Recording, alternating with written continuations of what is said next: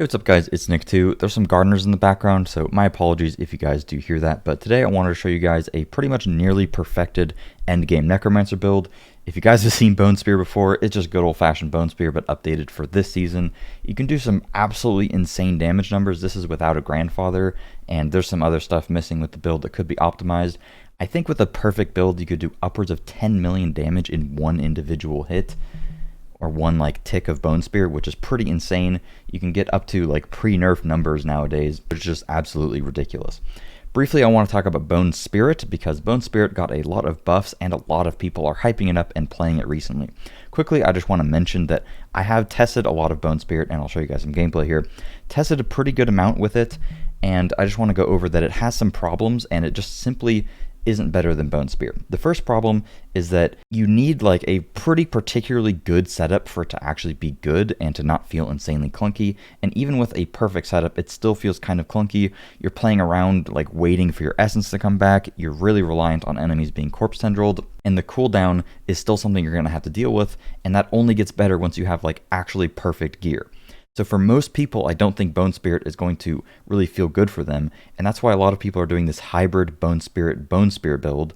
But why would you do a hybrid build and when you could just play full Bone Spear and just do better anyways? Like, the biggest problem that I have with Bone Spirit is that you can hit really big numbers. Like, I can hit for 30 million, right? But the problem is that the second that I go fight a boss, if I'm not one-shotting them, the boss kill is going to be really miserable. You can easily one-shot bosses like Gregor here, that is a really low level, but the second you go fight like a tier 100 boss or like Uber Duriel or something, you're not going to be one-shotting, and the time that it takes you to kill that guy is just way slower than you would have done it on Bone Spear. Bone Spear already can kind of 1 to 2 shot most elites, so there isn't really a reason to play Bone Spirit over killing elites by over 20 million. You doing 30 million in one hit isn't really accomplishing anything when Bone Spear could just do the exact same thing but faster. So if you guys want a Bone Spirit build, just let me know down in the comments.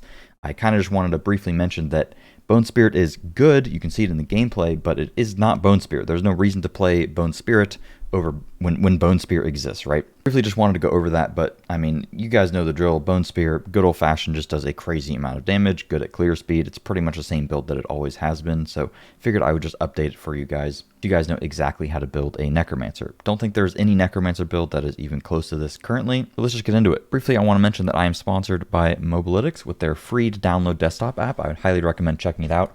All of my builds will be posted on here in the future. I'm going to be posting this build, as there will be a link down in the description. But Mobalytics has a crazy amount of builds here. There's community builds that you can find by like literally anybody that's posted them, and they're sorted by favorites and stuff. You can sort by class.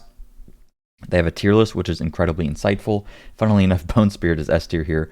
Hopefully going to have them swap this around, because I don't personally agree with that. But a lot of the other stuff is pretty accurate most of the time, and the builds are fantastic on here. So it's very easy to just copy paste a build if you're looking for something, but it's also just good to get an idea of what is S tier, what is A tier, D tier, etc. if you wanted to try a new class. And you can also just plan out your own build on here. So for example, if I wanted to start out a barbarian, I could plan out a build, pick out all my aspects and stuff. And if I want to go start a barbarian, I can just sort the builds by meta or boss killer, dungeon push, easy to play, etc. There's a whole bunch of filters here, but mainly I would go for leveling so that I could see, okay, how do I want to level my barbarian?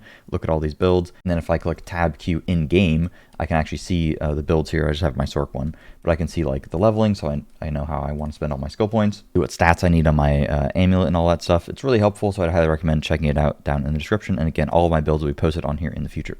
Getting into the build, if you guys have played Bone Spear before, you guys know the drill. It is mostly the same thing. For those of you guys that haven't played Bone Spear is just very good by default. It has a very high lucky hit chance. It's very easy to solve your essence problems, and it just does a crazy amount of damage. And every time that you use it, it's going to break off into these splinters that if you crit, it's going to spawn even more of those splinters. Those splinters do a ton of damage because you use the splintering aspect, which buffs them. And then also enemies are permanently vulnerable, so you constantly take advantage of all of these critical strike damage multipliers.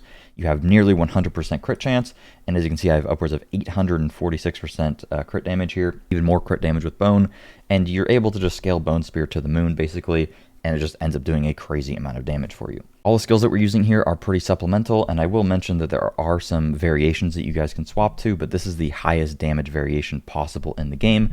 There's some other ways to set it up based on survivability and preference, which I will mention. For your skills, you want to use Reap as your basic skill. There's no reason to use Bone Splinters ever. There's no reason to even use a basic skill for essence generation. The only reason that we use Reap is because we use the aspect that gives us Aspect of Might for damage reduction here. Very good aspect, 20% DR. And also, every time that we hit an enemy with Reap, we are going to form a corpse immediately. So I'm going to Reap this guy, and then I get a corpse, and then that's going to instantly corpse tendril. Anytime enemies are corpse tendrilled, I gain 40% crit chance, I deal 80% multiplicative crit damage to them, and they instantly become vulnerable, which just works for a lot of my other synergies as well. It's also going to stun everything and suck everything together, and if you guys know me, you know that I love sucking the dudes. So corpse tendrils is just perfect for the build, and Reap works very well with that. God, Pet, can you chill, dude? Keeps tickling the mob. Leave him alone, man. All right, he left him alone. Reap also has the added benefit of just giving you 15% DR when you press it, and also giving you attack speed if you kill an enemy after you press it. So it's just the best thing to use. There really isn't another skill that is worth it here. We use Blood Mist just for the kind of oh crap button. It's also very good when you're waiting for your corpse tendrils to group up enemies. You can offensively use this to give yourself some invulnerability period, and then the second that everything's corpse tendrilled, boom, you just blow it up, one-shot it. We use Corpse Explosion because we're using the Ring of the Sacrilegious Soul here, which is going to auto-proc a bunch of corpses. The reason that we like this is because not only is it going to proc a bunch of corpse tendrils for us automatically, which is really good to give us permanent uptime on the 40% crit chance via Grasping Veins, and also just, suck in more dudes.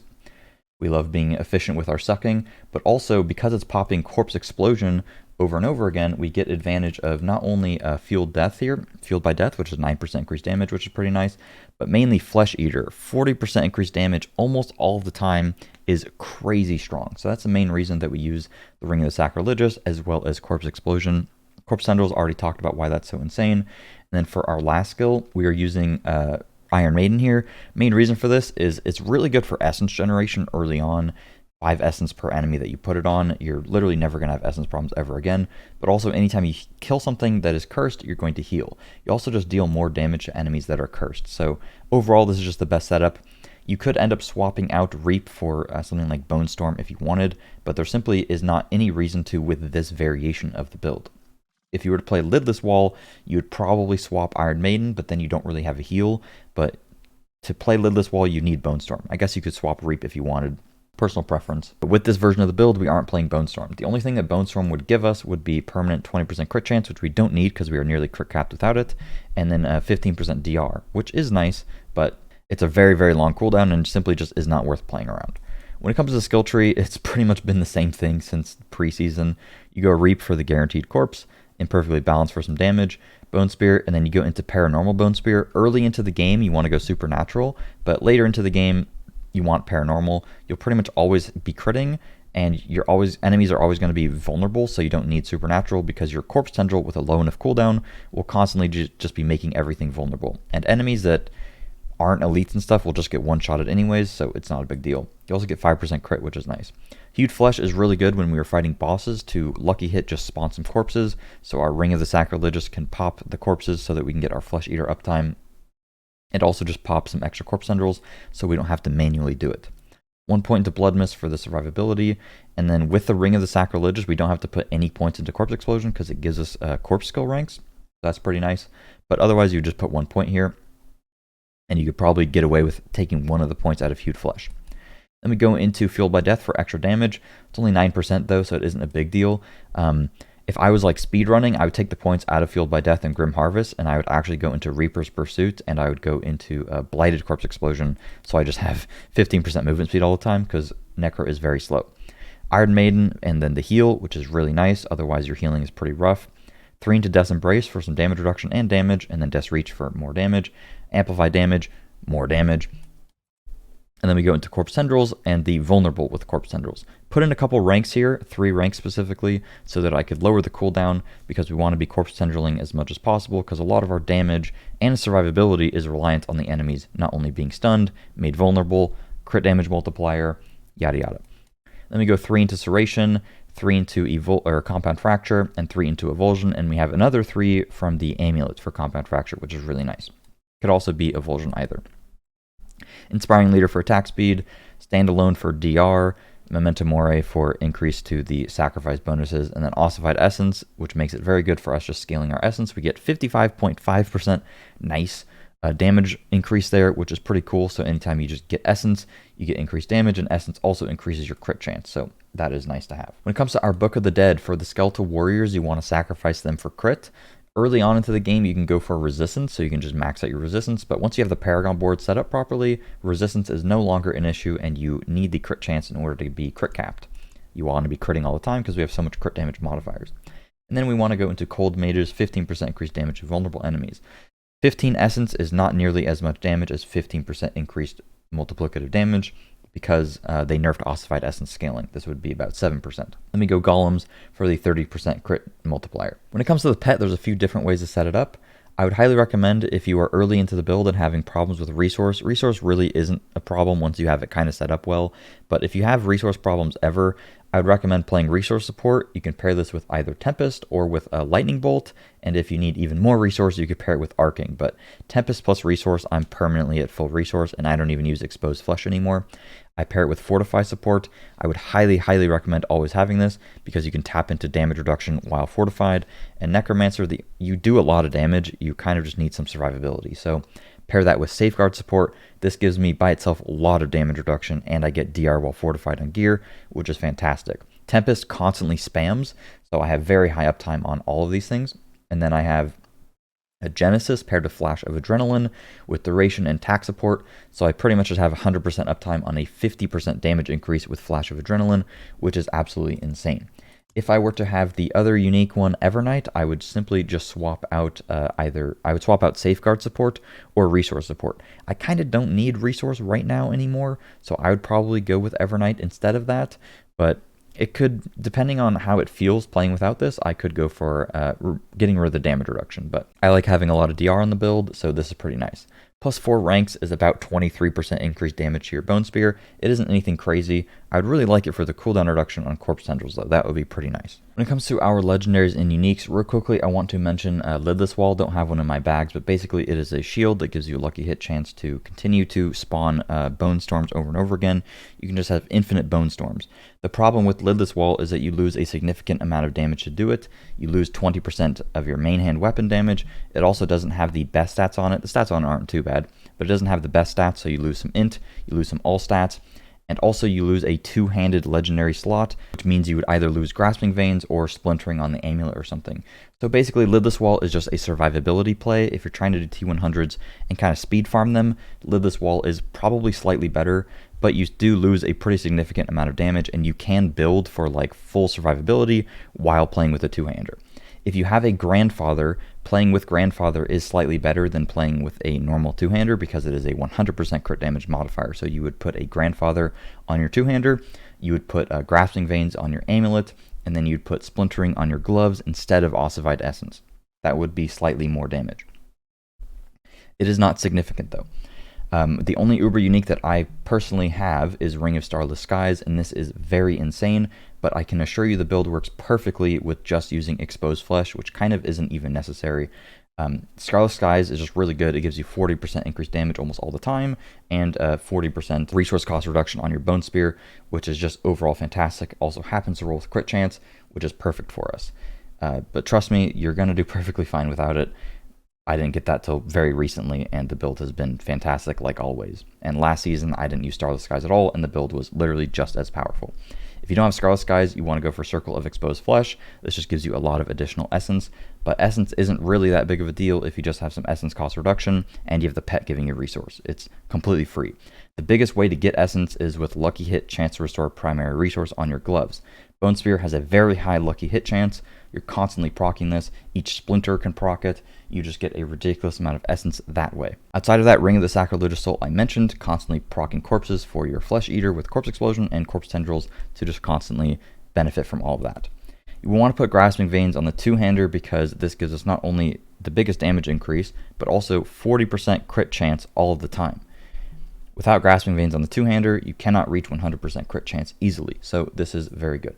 I briefly want to mention, early on into the build, if you don't have like very good gear, you may end up wanting to play Efficiency Support, and if you would rather just not even deal with the survivability and you just want more damage, you could always play Efficiency Support for 15% crit chance. The problem is the pet is very oftentimes not fighting what you are fighting, so you're really only going to benefit from this on bosses, and bosses kind of just instantly melt anyways. But if you're early on into the build and you really want more crit, you could go efficiency support with Tempest or Lightning Bolt and go for arcing so it hits all the mobs. But again, the pet is rarely fighting what you're fighting, so I really don't like relying on it for pretty much any stats. On the amulet, I go for splintering because the splinters do quite a lot of damage, and I play with paranormal bone spear, so we get 5 splinters all the time, so splintering does a crazy amount of damage, and then ossified on the gloves for just 40% raw damage.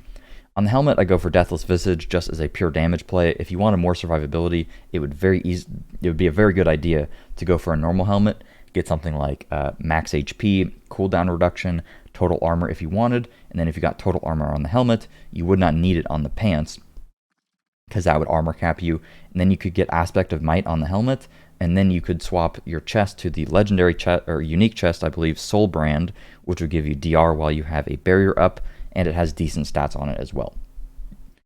But for me, I just go for Deathless because it does increase your damage a good bit. It comes with max essence and DR. I like the crit, I like the physical damage, but honestly, if I wanted to farm T100s, I would probably go for the more survivability option like I just mentioned. I'll have a tanky version of the build in the comments down below, or in the description. Juggernaut is insane. It will armor cap you by itself. If you just have a Juggernaut roll plus total armor percent on any piece of gear on your pants, chest, or helmet, this will armor cap you. You only need 13,000 armor, 13,300 I think, to be in T100s. I'm at 15,000 right now, which is definitely overkill. So you really just simply can get armor capped completely for free with just this legendary. Disobedience is absolutely a waste nowadays. Last legendary is Wind Striker on the boots for simply just giving you some movement speed. We no longer use Tibalt's Will because you can't get unstoppable permanently. The only way you can get unstoppable is with Blood Mist, which is a 20-second cooldown. So it's simply just not worth it, and you lose a crazy amount of survivability using Tibalt's Will. So just is not worth it at all. When it comes to the rolls that you want on your gear, for your chest, if you're not using the unique, you want damage reduction. Max HP is very good nowadays because a lot of it scales percentage-wise. If you had max HP everywhere and a grandfather, you'd probably have like 25,000 HP. You'd kind of be unkillable. Otherwise, getting flat DR is very good. DR from close enemies and DR while fortified. So my god roll would be straight up DR, DR from close, DR fortified, and then max HP. Same thing on the pants, but keep in mind you do need one piece of gear to have total armor percent in order to armor cap you in tandem with Juggernauts. So for this, I quite like my roll: armor, max HP, DR close, DR fortified. Keep in mind we are permanently fortified via safe fortify support, 800 fortify. I'll just quickly show you guys how quickly we get fortified here. Spawn multiple enemies, bash them a little bit, and have my pet just pop off. Look at how quickly I'm getting fortified. I literally, like 10 seconds, I'm like full fortify, and I just have this permanently. And that ends up just being really strong. And how much DR while fortified do I have? By default, fortify will give you 15%, and then I have an extra 35%. So that is really nice just to permanently have that. On the boots, you want attacks reduce evade cooldown so that you can evade every once in a while. Juggernaut nerfs this in half, so it's a little unfortunate, but Juggernaut is just way too good to pass up. Movement speed is huge. Movement speed after killing an elite is very nice, otherwise Necro feels crazy slow. And then you can get ranks to corpse tendrils here, which would be ideal. Damage reduction while injured is okay, but you're not really injured all that often, so otherwise you could get intelligence for more damage. On the two-hander, the two most important stats are intelligence and all stats because they are multiplicative. Otherwise, you would just want core skill damage and either vulnerable damage or crit damage. On your rings, again, you want Ring of Sacrilegious and Ring of Starless if you can get it, but if you can't get a Starless Skies, perfectly fine. Just get exactly this roll. Crit chance, maximum essence, max life I would probably go for rather than crit damage or vuln, and just one of those two stats is pretty good for you. On the amulet, the two most important things I would say is essence cost reduction and actually movement speed. I hate how slow Necro is. Tried to roll this 1,000 times, can't get it. My god roll amulet would be essence cost reduction, movement speed, and then ranks to either compound fracture or evulsion. Compound fracture is easier to stack up, I think, but evulsion is slightly better than compound fracture, but it's just whatever you're able to get. Imperfectly balanced is also okay, but it is going to make your stuff cost more essence, but it is basically the same amount of damage increase. So that's what I'd look for on the amulet. And then for the fourth roll, DR from close or just straight up DR. Probably DR fortified would actually be the best thing you could get on the amulet survivability wise. But if I could just swap the damage percentage here to movement speed, this would be a pretty much perfect amulet for me. At a certain point, essence cost reduction isn't entirely necessary. once you have like the resource support and Ring of Starless Skies, but it is still helpful overall because as long as you're topped out on Essence, you'll have higher crits and you will just do more damage. When it comes to the Paragon board, I've used pretty much the same thing forever. I'll go over how I have it set up. Early on, I would highly recommend putting in the control glyph here because control gives you a crazy amount of additive damage very early, and everything is stunned when you use a corpse tendril, so you just get a crazy amount of damage from control. Otherwise, I end up putting in sacrificial in this glyph, mainly just for the 10% increased multiplicative damage. This could be moved around though, and I might end up min-maxing this board a little bit because right now it's set up from last season. I'm probably going to min-max it a little bit more because I have a lot of armor that is just not necessary with Juggernaut being in the game. Otherwise, I put Exploit into this next board for vulnerable damage and just an increase to damage overall with this 10% multiplicative. Kind of not great. You could alternatively, go for Amplify, which is just 10% increased multiplicative damage to enemies afflicted with a curse, which is our Iron Maiden. And then you'd also be buffing all this resistance and the bone skill damage, but kind of here nor there, pretty much the same. You immediately want to go into the Bone Graft board because this is a crazy amount of damage. You get a ton of essence, and there's just a ridiculous amount of crit in here, which is just a lot of damage for you. And you get some nice max HP, which I'm a fan of. Then we go into Scent of Death for damage reduction or just damage, depending, it kind of flips. Control glyph as well, and then we just get some crit damage, some damage to healthy, damage to injured. You could opt out of this damage to injured and some of this damage to healthy, and you could spec more into max HP right here if you wanted to, or even go for the max HP and damage while fortified down here. Again, I might change some of this, but how it is right now is working pretty good. Lastly, we have Flesh Eater for 5 corpses, gives you 40% multiplicative damage, and we have Corporeal here to buff the damage to elites. And if you had a Shaco on, you would actually be benefiting from even more damage to elites because you have the all stats there. So that would be pretty nice. But we're getting the resistance here, which is essence capping us, and we get 10% increased physical damage, which Bone Spear is. And then the last glyph, I have Essence. Essence you want early on. Like, if I was level 70, let's say, I would have Control in the first board, and then I would have Essence in the second board. Because Essence is a crazy amount of damage, and you get 22% multi when enemies are not healthy. And you can kind of just max this out and get some damage while fortified. When it comes to playing with the build, it's good old-fashioned Bone Spear. The biggest tip that I can give you guys is play around your corpse tendrils. Don't just walk into the mobs and spam right-click. They aren't really going to die. I mean, they will, but if you're fighting like really high HP mobs or suppressor mobs, for example, the worst thing that you can do is jump into mobs and just spam Bone Spear and expect them to die. The biggest thing that you can do for your survivability and just ease of mind is to walk in, press Reap first because it's instantly going to spawn a corpse. That corpse will instantly get corpse tendrilled, and then you can just blast the mobs down. Alternatively, you can just kill one mob that you see that doesn't have very much HP and then instantly corpse tendril that mob and then suck all the guys in, pop down an Iron Maiden on them, and then blast them down. A lot of people complain about suppressors on Necro Bone Spear. It really isn't a problem at all if you just play around your corpse tendril. If you know where a corpse is, you manage to spawn a corpse manually with Reap or with killing an enemy, it's very easy to just suck all the guys in and just blow them up.